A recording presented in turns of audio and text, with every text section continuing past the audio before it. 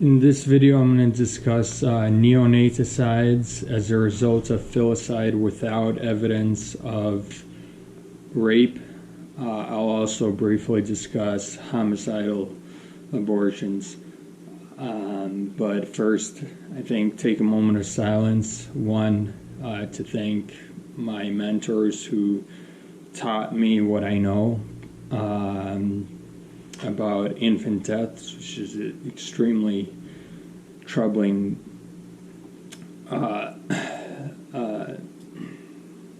portion of forensic pathology cases, as well as Dr. Dinesh Rao, most preeminent forensic pathologist in India, who has freely given his information throughout his extensive experience so that we may all have a better understanding of neonatal rape and homicide in order to create more justice in the world, put the guilty behind bars, and the innocent go free. So let's take a moment. These are people who risk their reputation, their medical reputation as physicians and pathologists. They risk humiliation. They risk physical threats, gestures of physical violence, death threats, and they deserve, for all their hard work that they put in, so that society can have a better understanding of this very serious and complex nature of cases. Okay, so a little about my background. I have approximately 50 autopsies as second assistant to my superior, who is a neuropathologist here in the Midwest, clinical pathologist, toxicologist, and forensic pathologist, mainly practicing forensic pathology, and is a professor of pathology. My other colleague in the South and friend used to be a fully practicing medical examiner. However, now he for many years, he has many years of experience, but he is also an expert in infant deaths or childhood deaths. And now he is a professor of pathology at a renowned medical institution in the South. But he still performs defensive autopsies in cases of neonaticides where the alleged assailant is accused of raping and killing the infant when the autopsy results show otherwise. So let's get started. First of all, rape is a legal term. Therefore, the forensic pathologist can and should mention in the autopsy report not only if there is positive evidence of rape, but also if there is negative evidence of rape. So, as an example, you would want to mention if the father has gonorrhea and the infant has gonorrhea when the sample is taken for culture, that's very suspect, as well as any semen, blood, or skin cells of the father committing the filicide and rape. In that instance, it is very difficult to talk your way out of that one, especially if there's perianal tears, other traumatic contusions, hematomas, skull fractures, but that would be a case where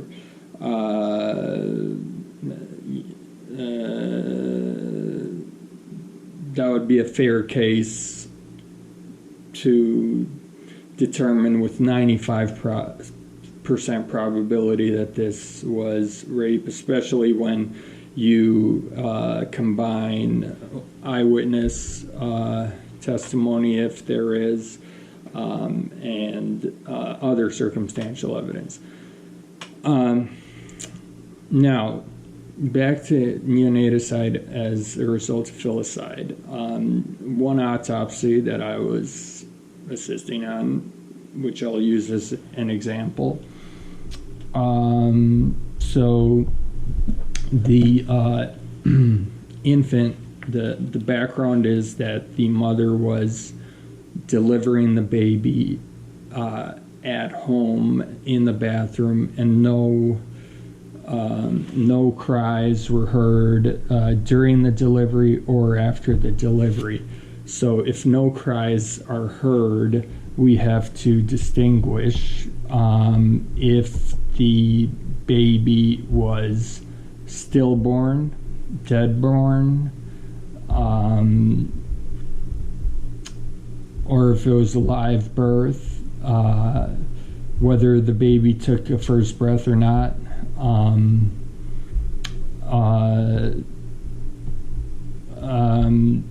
So in order for it to be a neonaticide, the baby has to take a first breath. Otherwise, but that's not necessarily true. A woman could deliver a stillbirth or a dead birth by an attempt to self-abort fetus. However, so stillbirth is basically a miscarriage after 28 weeks, where the child was alive in utero but dies in the process of birth. This is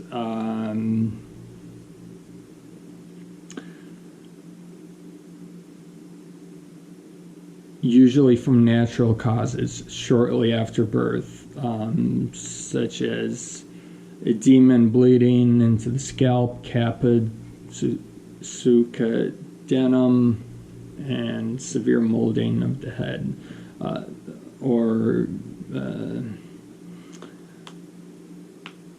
So in this case, we are determining, was this a stillbirth, because we did not hear the child cry, even if the mother's motivation was to kill the newborn. If the newborn was dead in utero, you cannot charge the mother with homicide. So, according to the story, there was no sounds of crying, which is suggestive of of the infant not taking a first breath. However,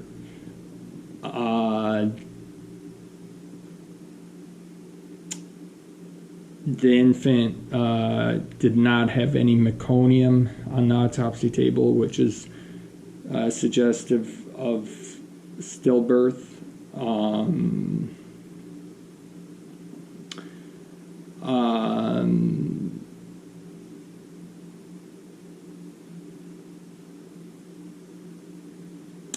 And the infant was burned in sterile condition. There was no putrefaction, maceration, or rigor mortis at delivery. So, for instance, if a female stuck a clothes hanger inside her cervix and killed the baby,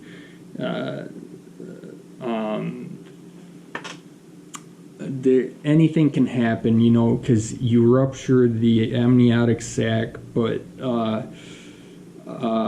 the fluid comes out and the baby comes out with maceration a couple of days later. But a female, especially a nulligravid female, is extremely likely to die in an attempt to perform a homicidal abortion.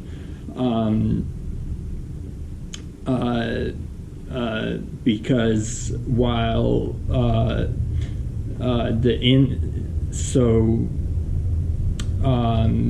they can use pharmaceutical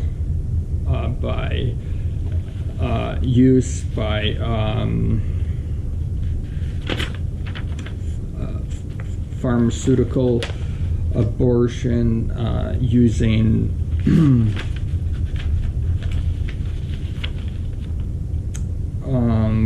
what is this,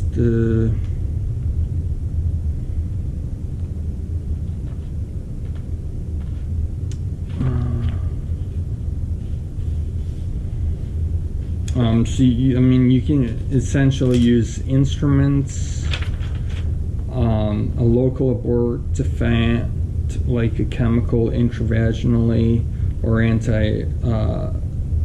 or abortifacient drugs like essential oils, pennyroyal oil, Avril, catharides and purgatives, ecbolics like ergot, quinine, and oxytocin. Oxytocin, most all are don't work.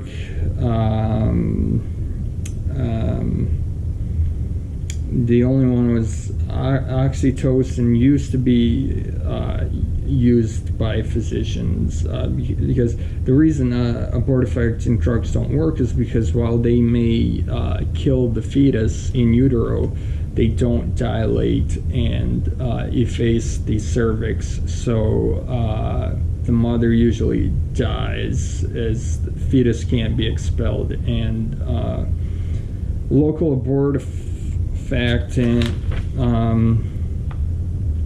potassium permanganate is commonly used.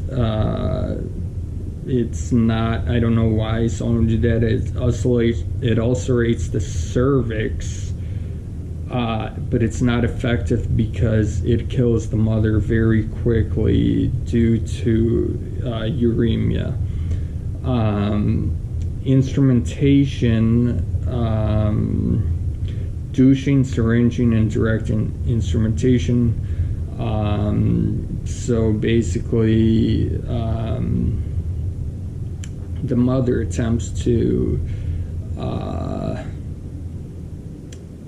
inject fluid to separate the fetal membrane and placenta from the uterine wall attachments by causing increase in the amniotic fluid,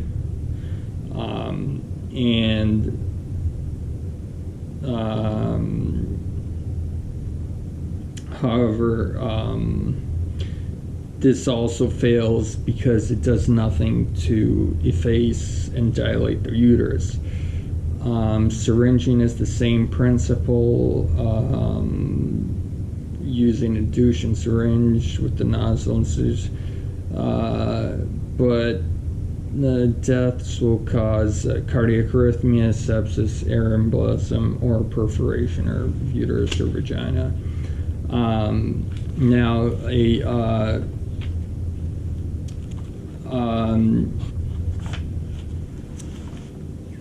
a knowledgeable, inexperienced physician would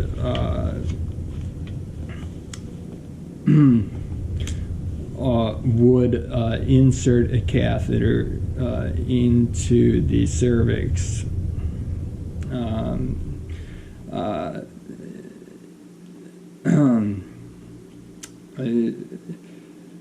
and uterus, and pack cervical packing with tampon adjacent to the cervix to hold the catheter in place and absorb any blood that might flow from the cervix or uterus during the woman's journey home.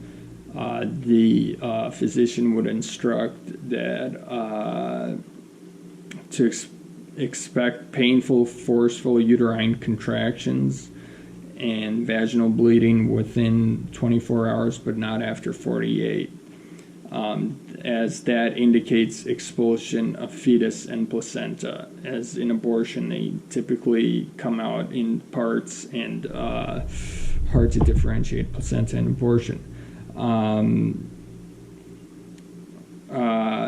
If the catheter perforated or ruptured the fetal membrane, the amniotic fluid and immediate contraction of fetus and placenta would be expelled with hours, because remember,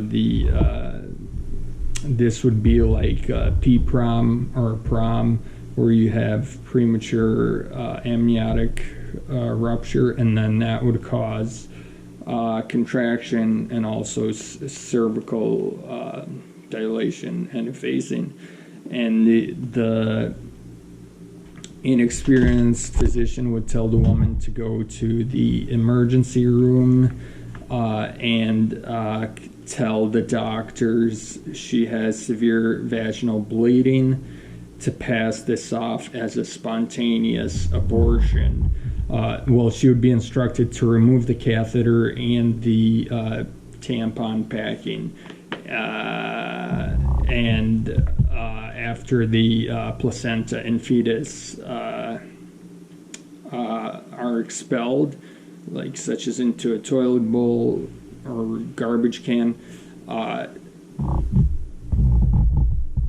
you go to the emergency room and complain of spontaneous severe vaginal bleeding, and you don't mention spontaneous abortion, because member of general public would not know that, so you just say it is severe vaginal bleeding. And they actually discovered this method of criminal abortion because a lot of women were presenting with spontaneous abortions or heavy vaginal bleeding on either Thursdays or Fridays, because that would allow them to only miss one day of work. If they came in Thursday evening, then they would only miss Friday of work, and if they came in Friday, they would only miss Monday. Which makes sense that why the motivation to perform the homicidal abortion, as the female is working and cannot support a child. But if a woman tries to do it herself, she will likely die. Primary cardiac arrest, hemorrhage, sepsis, air embolus, thrombotic embolus, uterine rupture, or infection, fatal septic infection.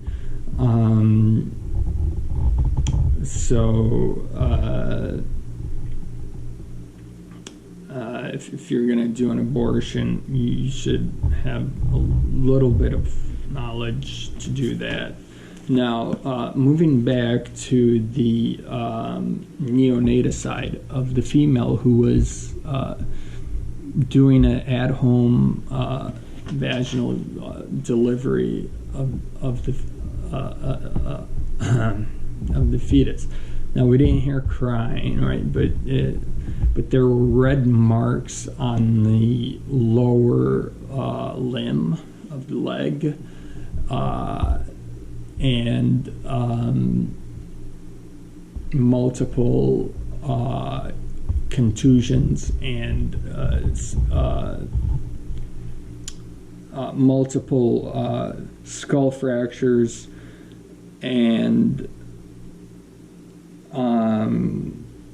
lacerations in the cerebrum, which is consistent with blows to the head. The infant, for one, because their skulls are softer,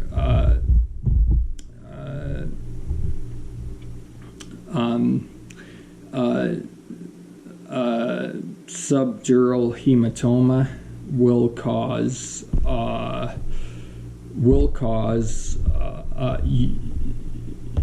you don't need a very big subdural hematoma to cause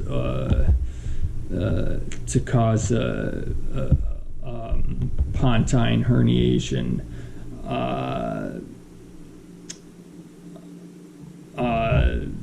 Even despite the presence of fontanelles, and also it's because a blunt, so the infant was not, the head was not, the skull was not fractured with a hammer. The fracture was consistent with grabbing the infant by the legs and bashing it 3 times against the tile floor, based on the indentation and extentation of the fracture of the skull. And infants don't get contusions from blunt trauma to the skull. They get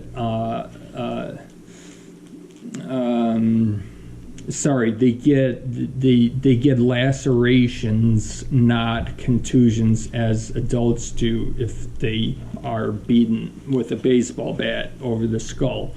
They will have a contusion of the cerebral white matter. Infant, however, has a laceration, and this laceration will bleed, and it will bleed and increase the intracranial pressure. Obviously, severe damage to the entire brain. As this fluid accumulates, it increases ICP until the infant dies. Not from cerebral coma, not from cerebral edema or pons herniation, but just the fact that you lacerated their entire cerebral brain.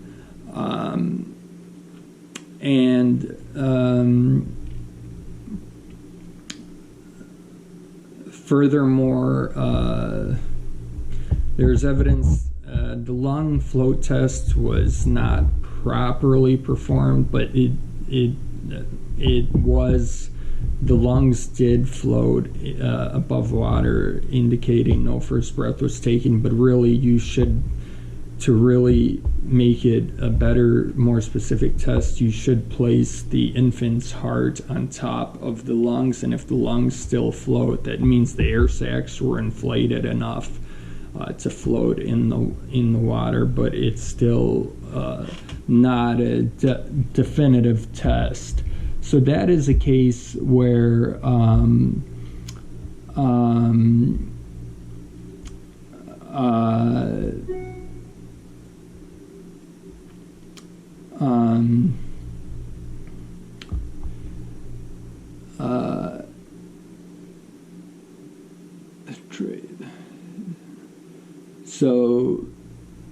so the lungs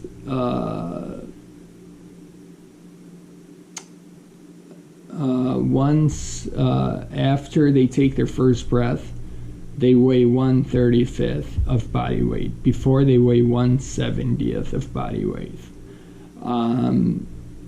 Expanded areas or whole float in water after blood, but also it can be, you just got to make sure there's no aspirated meconium or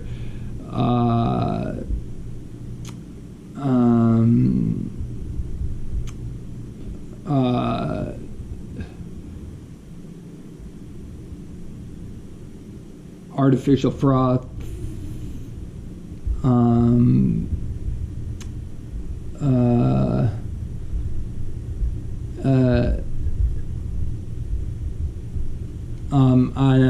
autopsy, sorry, you don't put the heart on the lungs to test if they're floaty or not. It's just that they're larger and they cover the heart after the first breath. They're soft, spongy, elastic, and crepitant, rounded, and have a mottled or marbled appearance, and inflated. They just look inflated.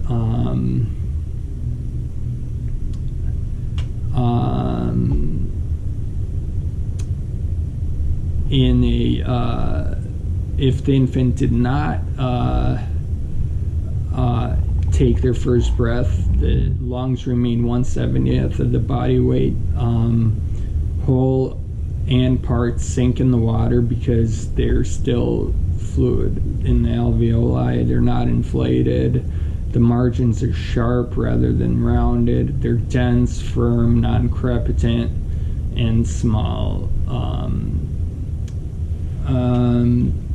This is what I was going to say. You want to make sure that the lungs aren't floating due to putrefaction or bubbles of gas, which can be caused by decomposition or interstitial bleeding into the lung pleura.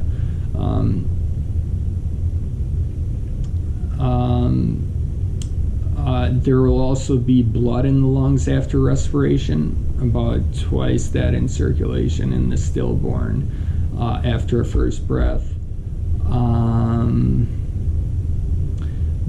Now, you might think the lungs would weigh less after first breath, but the reason they weigh more is because of the increased blood flow to the lungs as in utero the mother's placenta provides the blood to the baby's organs and not the baby's lungs. They don't do anything until they take their first breath.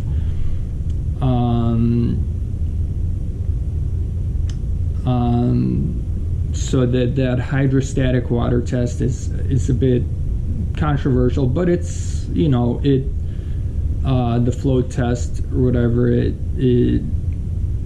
it can add to other findings.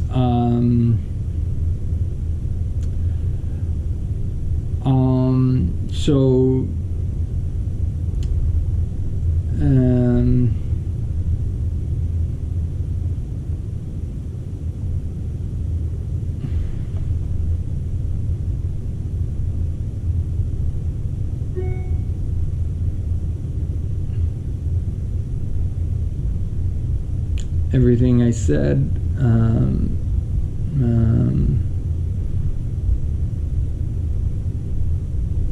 so this was obvious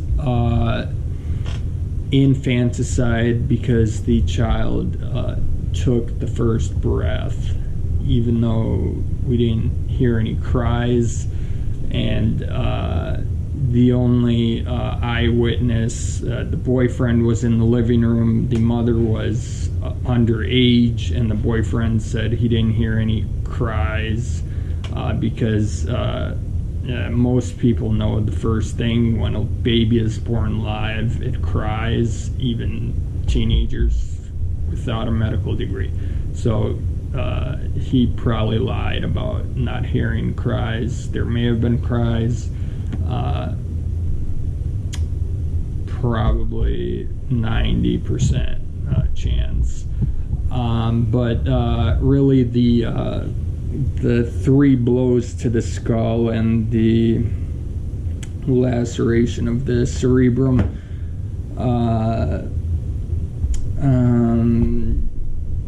are tough to explain. Especially even if you're thinking, oh, it was a breech birth and she was trying to pull the baby out and accidentally dropped it. Well, the umbilical cord is only 50 centimeters long, so and it's very strong, so the baby would just drop and not even hit the tile, and if it did hit the tile, you would see some scalp markings on the superior portion of the skull. That's that case. That was obviously a homicide. Not prosecuted by the DA, as it was considered not a slam dunk homicide, and he does not like. He only likes to do slam dunk homicides. That's an unprofessional term to use, but as long as the district attorney can say it, I will utilize it to create a spectrum of -5 slam dunk to 5 slam dunk homicide. When I talk about innocence,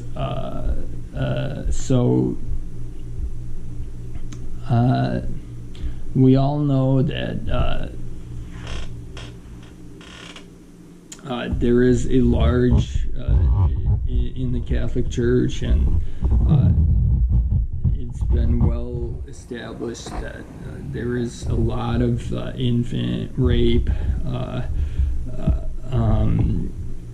and it happens a lot. I'm not saying everyone's innocent, but the problem is when you get a large amount of these crimes occurring, what happens is you get a few innocent people get charged, and that's really the problem. You get the few innocents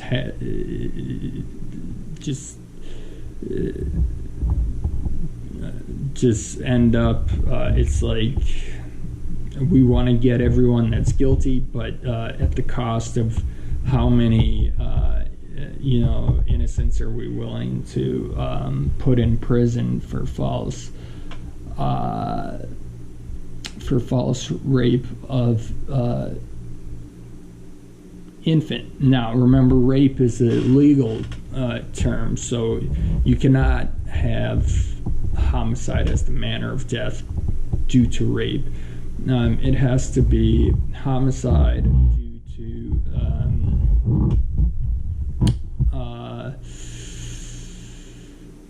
due to for instance, exsanguination secondary to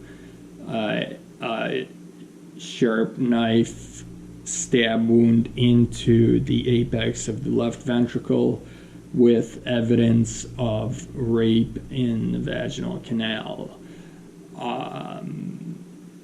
So you can say that there's evidence of rape if you find semen in the vagina, gonorrhea, syphilis in both assailant and infant, intimal, like cut neck vessels longitudinally for intimal stimulation. Some people do that, I guess. Marks of violence around the genitals. A young female may experiment with masturbation with a foreign object, but they'll typically get like maybe a small cut or something. They're not going to give themselves like a perianal tear, and they can perforate the hymen by inserting objects, possibly, at that age. So a perforated hymen does not mean that rape occurred, especially if there's not very traumatic genital marks. So back to my friend and colleague in the South. He is suspicious of child abuse pediatricians because of they have placed many pastors in prison under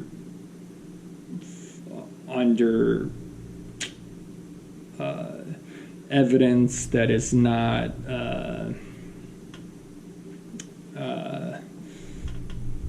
the legal term would be, what is that? Beyond a reasonable doubt. And the problem with charging a pastor of a church with multiple counts of homicide or rape and homicide can be problematic, because typically in instances where it does occur, we know that the victims come out later in life and accuse their priest or pastor of sexually assaulting them. So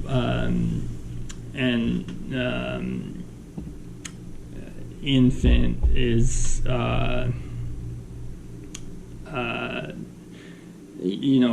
because the nature of the rape is that the phallus is slid usually between the thighs, touching the vulva, as penetration due to anatomy has to be extremely traumatic.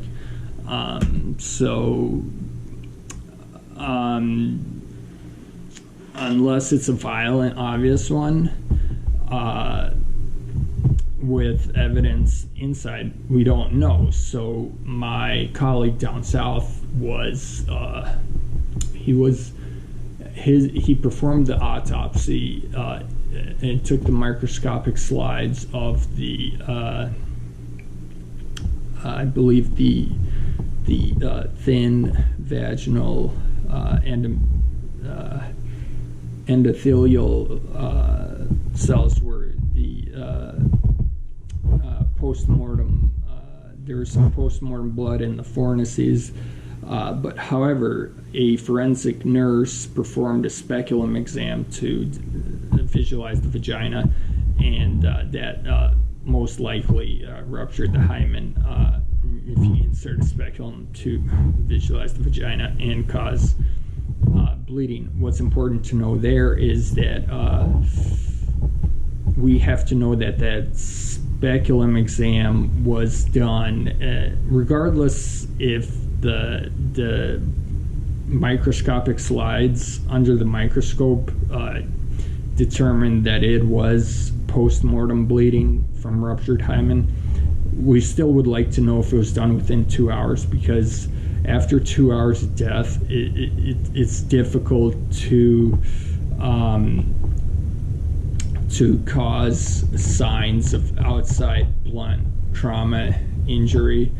I suppose you could cause post-mortem bleeds, but usually the blood will clot up. Any case, the microscopic slides were highly suggestive that this was definitely post-mortem clots, or if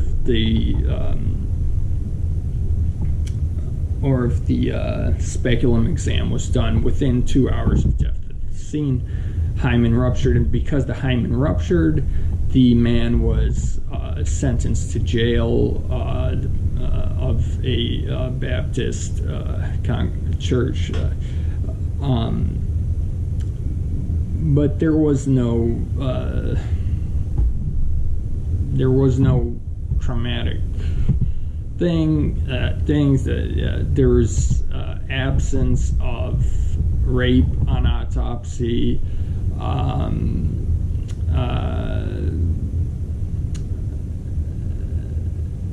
It was just most likely. So in that case, you got to think, well, if there was no rape involved, then how did the infant die? And I'll present a good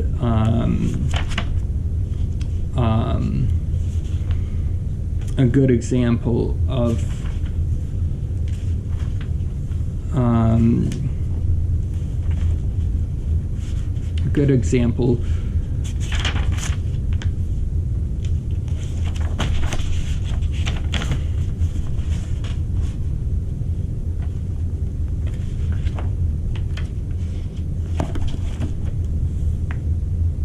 a natural cause of death. So a non-traumatic subarachnoid hemorrhage is the second most common cause of sudden unexpected death due to natural disease of the brain. There's barrier most common cause barrier, followed by intracerebral hemorrhages to a lesser degree, as well as rupture of arteriovenous malformations.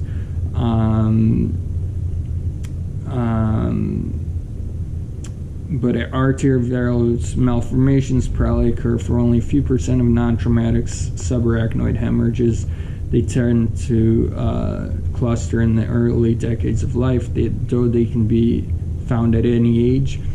Another example is it does not take a lot of blunt force trauma to create a subdural hematoma in the infant, and the size does not have to be very large of the subdural hematoma to kill an infant. It can. There's also a possibility of a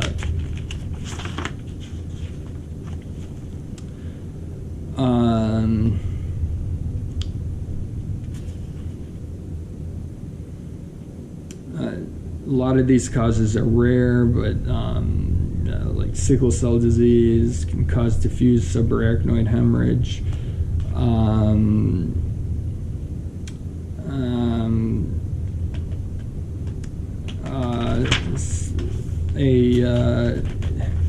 A ruptured berry aneurysm can be found in the subdural space as well if it's formed by a venous system. So that's something to think about. But in children, it takes a small fall on their head to cause a subdural, because the skull is thin, and the periosteal subdura on the infant is firmly attached to the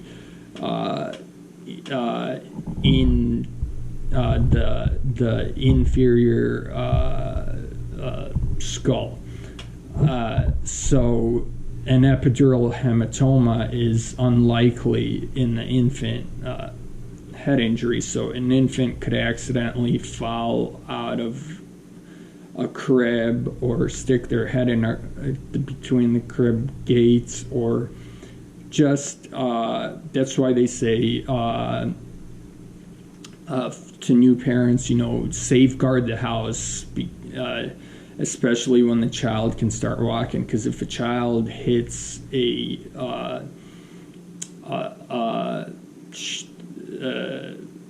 like the edge of a desk, it can create a small subdural hematoma and kill the toddler as quick as 30 minutes. So that would be a case of absence of evidence of rape on autopsy and the presence of manner of death would be it would be unnatural. So the forensic case, the manner of death would be accidental. The toddler was running, hit his head, got a subdural, and it expanded and caused increased intracranial pressure, and toddler fell into a coma. And because the brain is a box,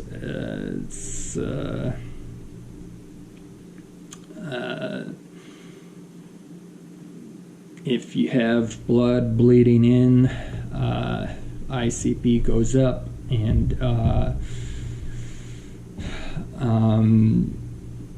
eventually you can get a pontine herniation which depresses the brainstem breathing center. So that is the first part of a neonaticide. So I discussed a case of a neonaticide as a result of filicide without evidence of rape, and based on the information that I've gotten from my colleague from the South, he has tried to defend innocent people. Well, he does defend innocent people where there is, on autopsy, no evidence of rape, and a child has an accident or a rare cause of intracranial bleeding or subarachnoid bleeding or rupture of spinal cord fluid, CSF, and it drains into the subarachnoid space and into the venous canal,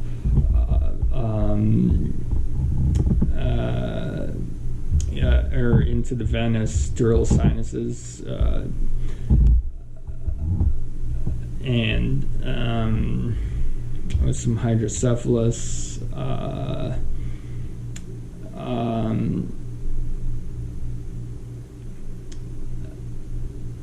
and another case he had where there was the case of the nurse, a forensic nurse, who perforated the hymen and caused a post-mortem bleed, and an innocent man was put in jail. Then there was another case where a man was put in jail because there was actually semen, bodily fluid, sperm, blood, or hairs, cells, skin cells, what have you, DNA found on the father's daughter's underwear, but the issue with that is that the family was washing their clothes in the same washing machine, and it's been shown in scientific studies that yes, father's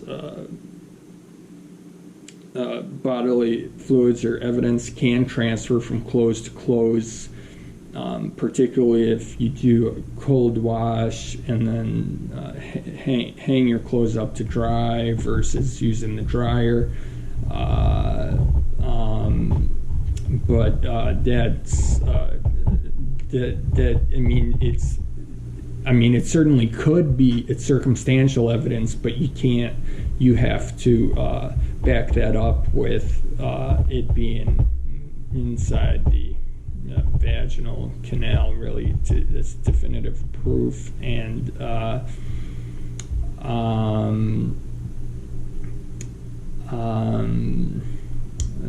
that one, there was a lot more to that case than just that circumstantial evidence that made the man innocent.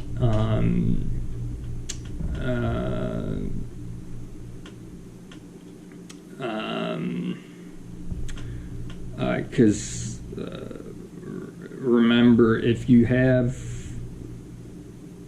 infant dies, it's either natural or a neonaticide, filicide. So in the absence of traumatic blows to the head, as in the other case I explained, one must search very carefully for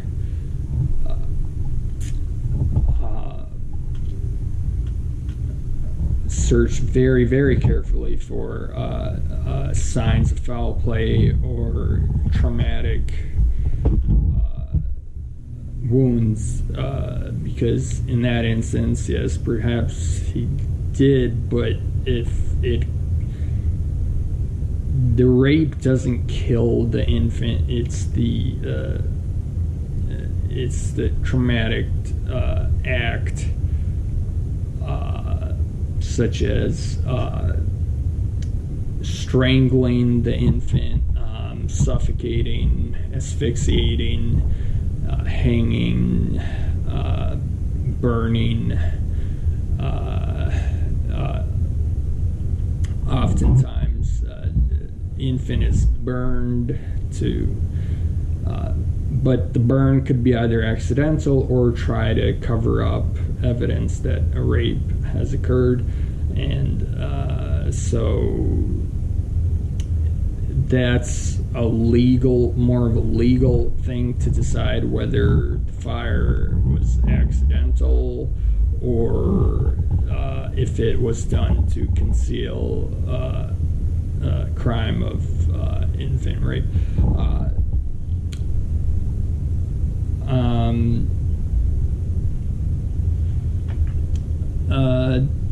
There are different types of burns.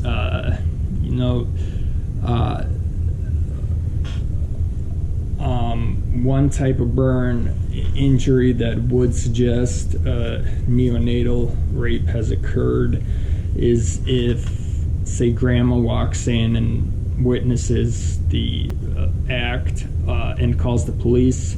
The parent may quickly place the child's buttocks and genitals into a pot of boiling hot water in an attempt to destroy any evidence of rape that has occurred, and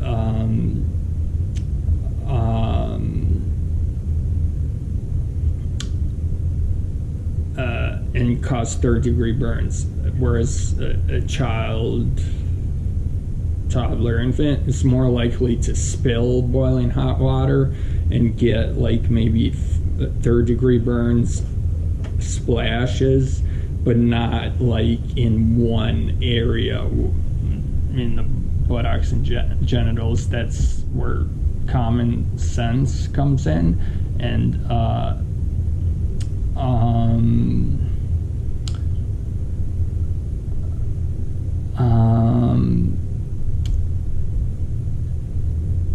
So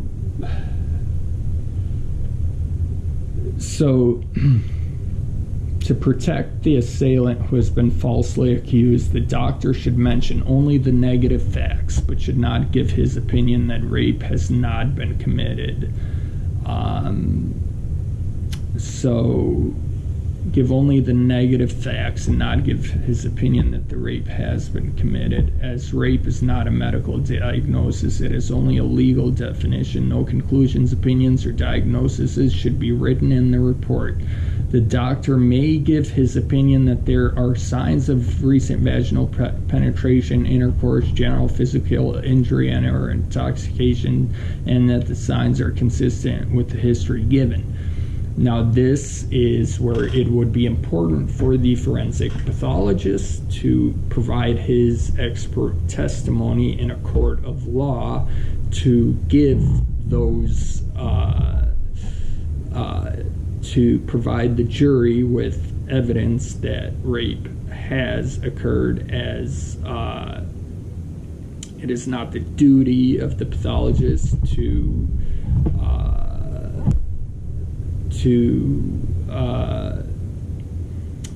just as it's not the duty of the pathologist to determine murder, first, second, third degree, or whatever, because it's a legal term.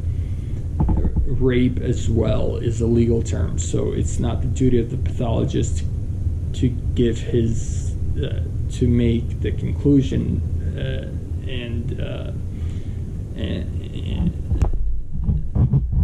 so the testimony is important.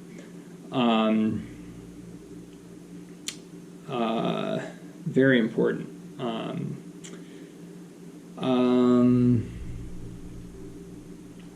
There's a lot of socio-political issues that these pastors were sort of targeted.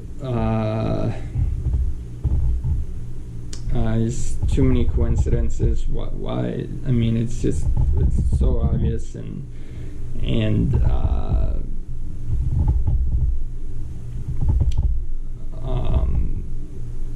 that it doesn't make sense. Why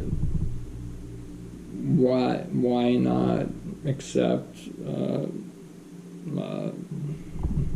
very valuable evidence for the jury to make their decisions? And that may be because conflict between Catholics and Baptists. If you think religion is not,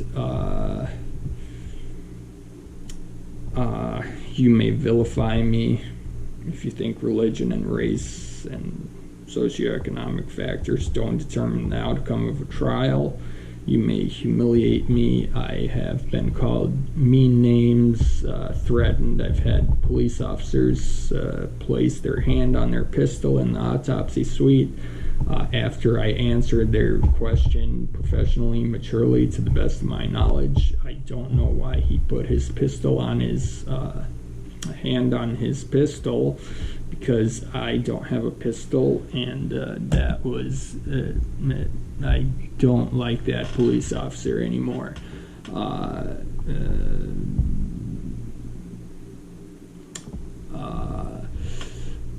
But for the most part, they do their job well and communicate properly, and put the bags over the hands at the crime scene and retain all foreign objects, clothes like that. It's just that one instance, sometimes you get aggressive ones, and then also in a court of law you get lawyers that get very aggressive, and that's where you have to prepare to sort of trick the lawyers, because DA and judges are usually most of the time sound moral character. That can't be said for sheriffs, DAs, and some police officers. Detectives are generally of sound moral character, but when my colleague places it as accidental death, no evidence of rape,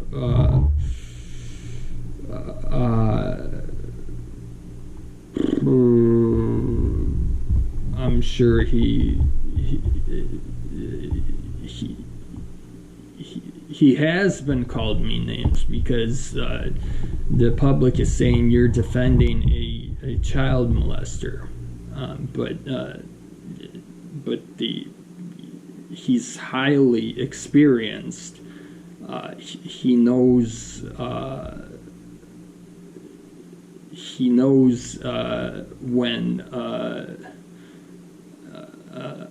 if an infant was raped or not, based on autopsy findings and looking under the microscope.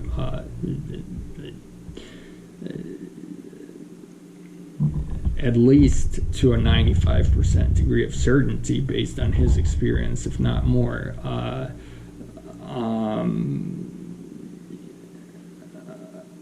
And without, again, like I said, without any obvious trauma that would be the cause of death due to homicide while a rape was taking place, it's a lot more likely that the infant was accidentally hit a edge of a table, or fell from a crib and hit their head, or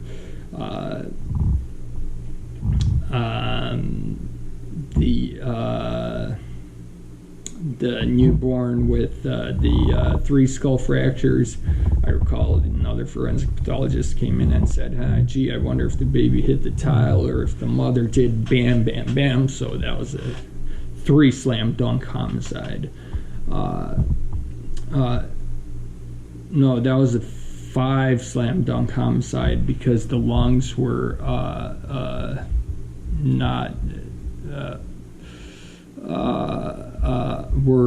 consistent with the infant taking the first breath, yeah. So with that, I hope someone learned something.